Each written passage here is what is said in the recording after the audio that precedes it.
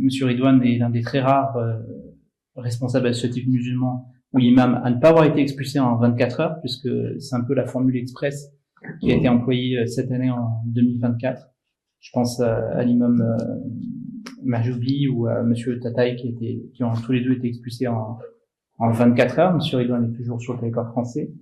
Donc c'est un peu un échec pour le ministre de l'Intérieur.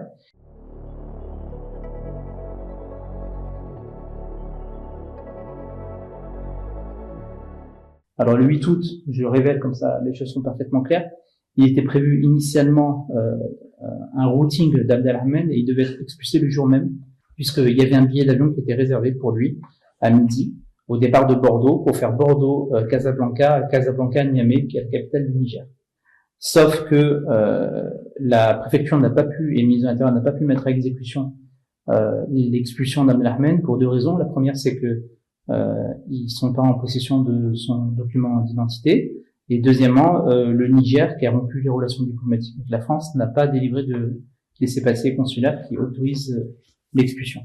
Donc il a fallu le 8 août, alors que je n'avais pas l'arrêté ministériel d'expulsion, je n'avais aucune nouvelle de mon client, saisir le tribunal administratif de Paris en référé pour mettre en suspens la procédure d'expulsion.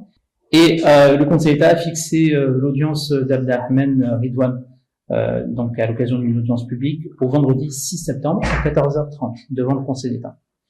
Donc il y aura une audience publique à laquelle Abdelrahman sera évidemment présent, le ministre de l'Intérieur également. C'est une injustice. Je trouve que c'est une injustice envers mon mari. Parce que peu importe ce que je dis de lui, je lui donnerai pas ce qu'il mérite. C'est un homme de confiance, c'est un bon confident, et c'est quelqu'un qui aide. Il se donne à fond pour tout le monde. Il est à l'écoute de tout le monde. Donc, je vois pas cet acharnement envers lui. C'est pas. Dans tous les cas, moi, je soutiens à fond mon mari parce qu'il est juste. Il est juste et défend toujours la justice. Donc, je reste toujours à ses côtés. Alors, ce qu'il faut savoir, c'est que depuis 2022, Monsieur Abdelrahman Ridwan se trouvait dans une situation administrative précaire et il vivait avec des récépissés provisoires de 3 mois. Ça a duré un certain temps jusqu'à qu'en avril 2024, très exactement jusqu'au mois de mai 2024, très exactement le 26 mai 2024, donc 2 ans pile après la décision du Conseil d'État, on lui a signifié l'ouverture d'une procédure d'expulsion.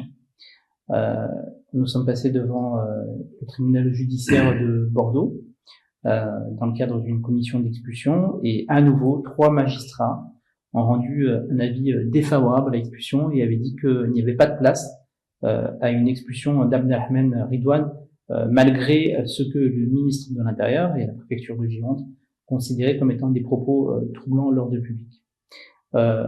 Néanmoins, la situation administrative d'Abdelrahman après l'avis de la COMEX n'était pas réglée pour autant.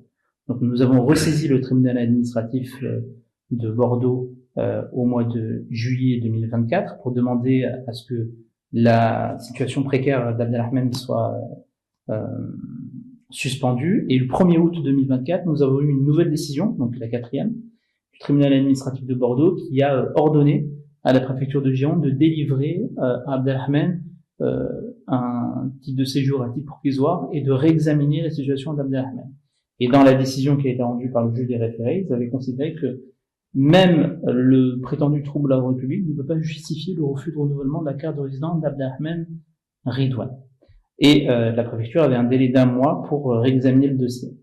On n'a pas attendu 1 mois puisque le 5 août, un arrêté ministériel d'expulsion a été pris et le 8 août 2024, le ministre de l'Intérieur, en fait, a dépassé et la préfecture, et le tribunal administratif, et le tribunal judiciaire de Gironde, et a décidé de prononcer un arrêté ministériel d'expulsion.